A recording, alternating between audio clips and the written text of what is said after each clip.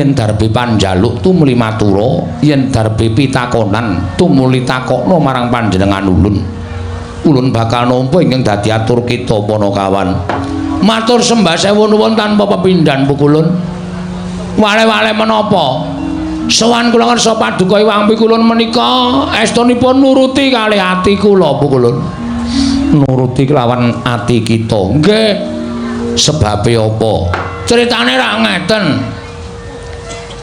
kula niku krungu kabar nek Kak Gareng niku wis tau tate ketemu karo bapakne. Kula tanjeke teng omahe Gareng. Reng apa kowe wis tau ketemu karo bapakmu kok? Gareng niku semaur, heeh. Nek ngono adek iki dudu anake Semar, dudu ya mung anak pek-pekan ngoten. Lah bapakmu sapa, Reng? Bapakku ki padha karo bapakne Petro, tunggal bapak. Terus kula mara tenggene Petro. Truk, ngoten niku. Apa bapakmu karo bapakne Gareng ki padha apa? Padha. Nek ngono kowe karo aku barang ki padha tunggal bapak, ora. Kowe ki beda dhewe. Ngoten niku. Lah terus bapakku sapa, Truk?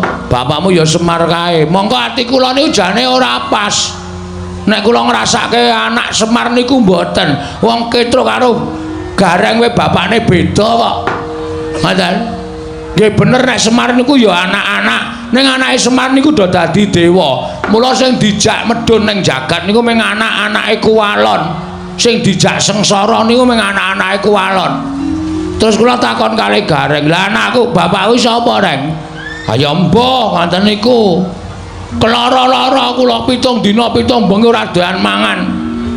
Meneng mawon kula teng omah mikir nganti rambut kula sing ngarep rontok niki.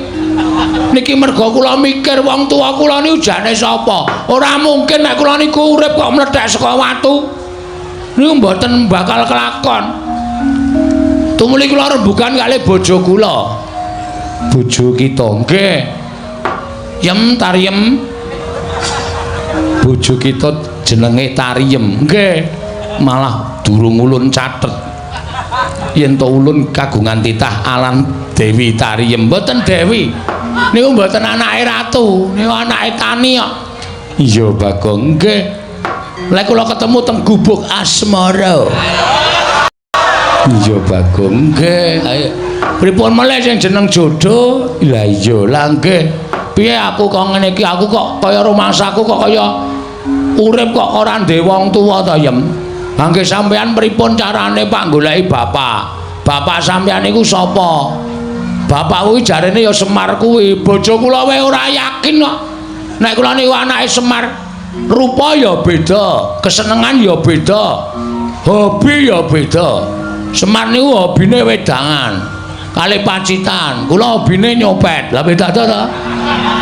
Pun beda. Dadi mesti enten darah sing mengalir teng kula nek pancen kula niku anake Semar. Lah terus kula rembugan kalih bojo kula ngene wae, Yem. Nek aku ora iso nyembah wong tuaku, aku ki isin, aku ki wirang. Mula tak nek aku goleki bapak piye? Ah monggo Kamas. Kamas pangeran ajeng kersa tindak. Pangeran sapa? Pangeran anu bojo kula nek ngundang kula pangeran. Oh. Mboten napa-napa karena wis aku gelem ngepek kowe Yem nek kowe nek nyeluk aku pangeran ngoten nek nang omah. Sepriki niki nek ajeng tindak goleki bapak nggih monggo. Ning kowe tak tinggal suwe lho ya mboten masalah ngoten. Mengko nek kowe kangen piye ya ora? Bojo kula niku Semar ra nggih tesih kathah tangga teparo to Mas. Anjen bojo kula niku tilas wong nakal. Oh iya. Ning kula slametke saking lubang napa jenenge kenakalan, kula entaske. Dasane iki dadi wong apik ya mung iso gala-gala kumat. Iya iya. Ora apa-apa. Anak kula sing cilik dhewe niku ora mboten padha kali kula to? Iya, iya. Sik Basir, iya, iya. Niku raine mboten padha kali kula, nek mboten napa-napa tak openi jeneng kula niku seneng anu kok nglumpuhke pahala. Iya, iya, Bagong. Sak banjure piye? Ah, terus kula takon. Aku lek arep takon endi ya saya coba bayangno. Semar tak takoni mesti lara ati wong Semar ki bapakku angkat. Upama tak takoni Mar, bapak kuwi asline sapa? Mesti weh, blegegek ugeng niku metu terus mesti. ugek-ugek niku wis ora bakal leren. Iya. Mula terus aku arep takon Semar ya. Apa aku tak takon Ndara-ndara Pandhawa? Ampun, wong sampeyan niku umure karo Pandhawa niku tuwa sampeyan. Mboten bakal ngerti. Tak takon sinuwun Ndarawati po? Ampun. Nika ya tuwa sampeyan karo Nata Ndarawati. Lah aku terus arep takon endi? Mang minggah teng Kayangan Surabaya. Suralaya. Dalane ngendi yem? Nek ngendikaning Kyai Sepuh kudu munggah Gunung Himalaya. Kula lakoni mongko dhuwure minta ampun. Pucuke nganti ketutupan mega niku rak saking dhuwure. Kula nggawa tampar. Mendaki kula niki wau. Iya Bagong, nggih. Terus tekan latar sing amba sing panas banget jenenge napa Pukulun? Repat kepanasan. Repat kepanasan riku panase ra jamak-jamak. Terus kula ajeng mlebu niku dijegat buta loro. Nggawa gada ali nggawa pedhang gedhe banget. Kuwi buta ingkang tunggu kari sela matangkep. Jenenge sapa? Cingkara Bala Upata. Kula dicegat ra entuk. Kula nekat tak tantang gelut. Lho, Cingkara Bala Upata tak tantang perang. Nggih, asalahe kula ra entuk mlebu kok. Lho terus piye iki? Buta loro pun mati kabeh teng mriku. Lho, mati nang urip meneh. Ampun kuwatir to, sampeyan rasa kaget. Kali omongane Bagong niku ampun mangcekeli tenanan. Mula kula omong niku akeh ngapusi mbangane benere. Wah, setan tenan lah. Iki wis deg-degan e. Wis arep utusan Yama Dipati kak kenitik Cingkara Bala Upata. Kula mlebu bleng. Terus wonten Kayangan, kula leboni bleng wonten jebule sing lenggah teng mriku dewane ngangin. Bathara Bayu. Kula sowan Pukulun Bathara Guru mrika dudu. Ulun Bathara Bayu. Oh, Bathara Bayu niku napa? Dewane ngangin. Oh, berarti sing gawe entut barang niku Bathara Bayu. Wah, jan Bagong iki didudui mriki niki kok andher para dewa akeh banget. Terus kula nyuwun dalan, nyuwun ngamulan munggah tekan mriki niki. Nah, Pukulun sasampunipun kula sampun dumugi wonten ing papan mriki. Sasampunipun kula dumugi wonten ing papan mriki, kula ajeng nyuwun prisa Pukulun. Sejatosipun nek Pukulun menika dados dewaning para dewa mesti kemawon Pukulun menika prisa. Kula niku anake sapa?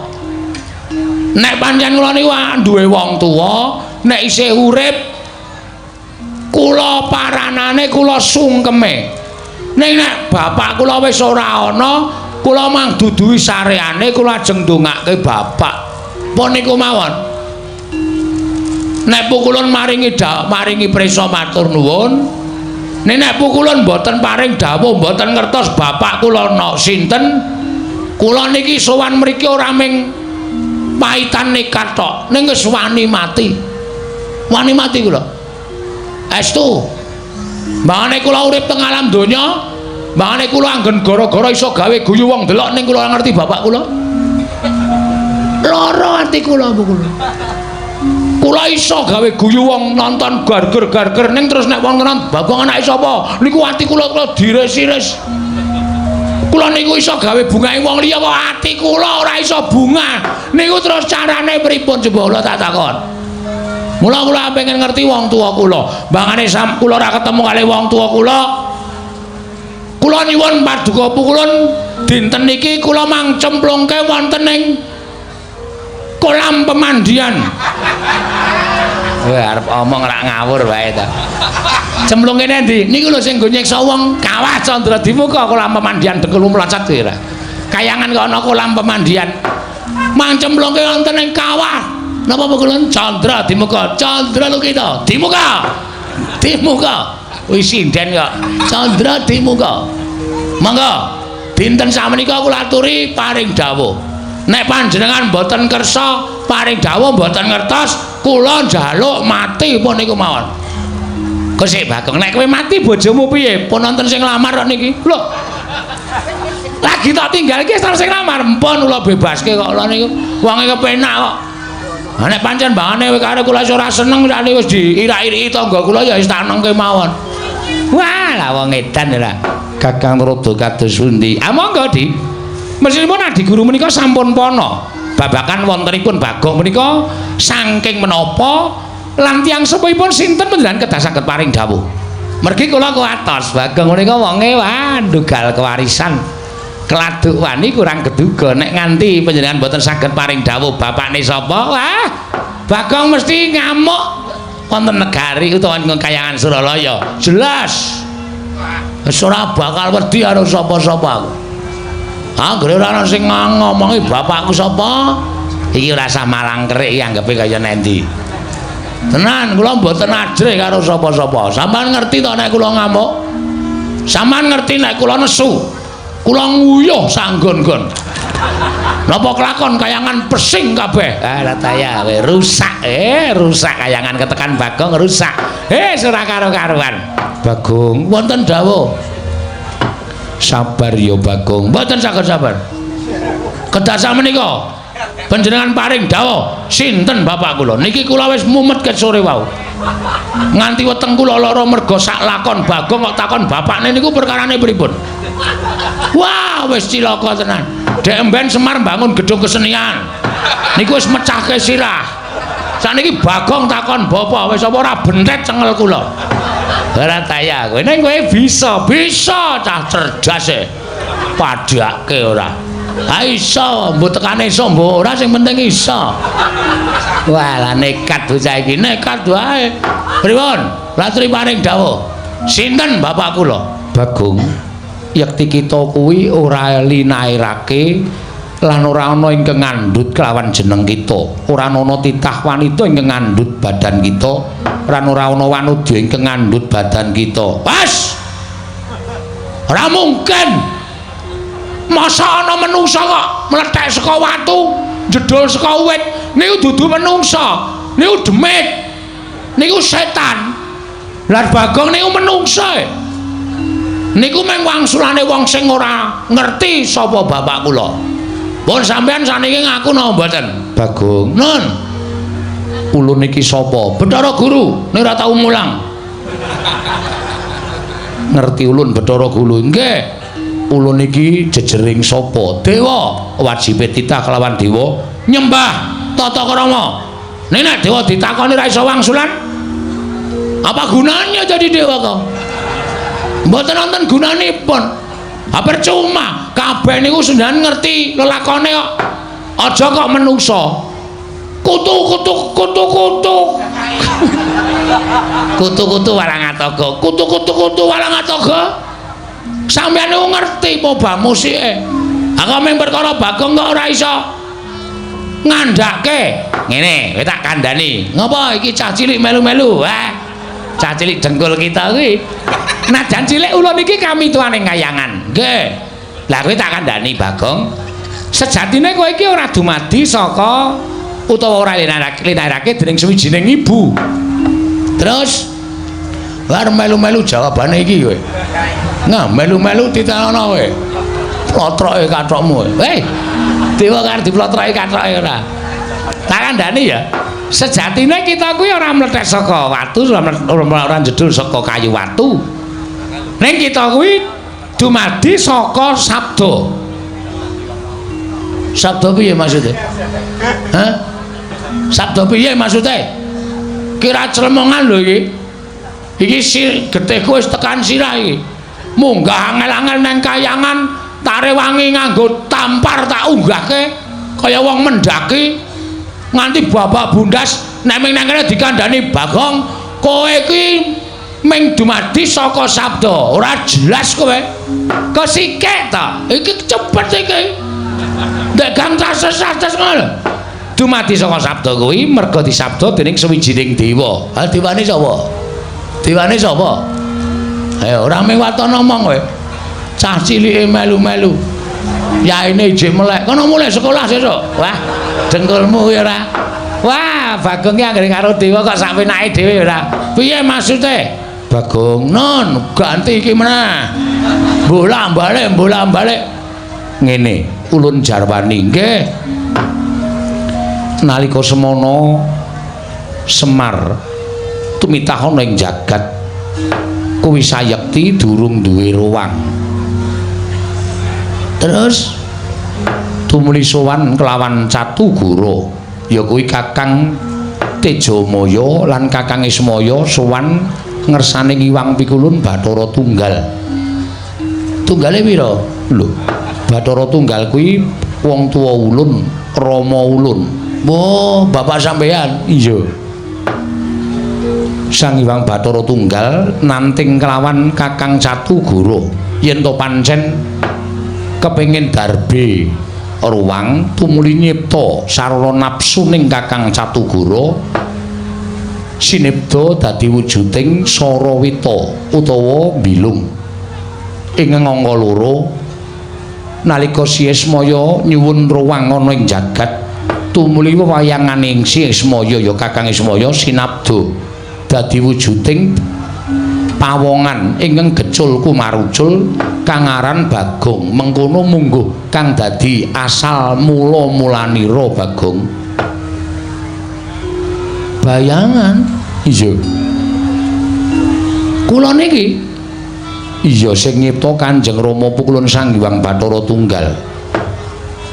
Bayangan aning Semar ki nang ndi sing ana bayangane.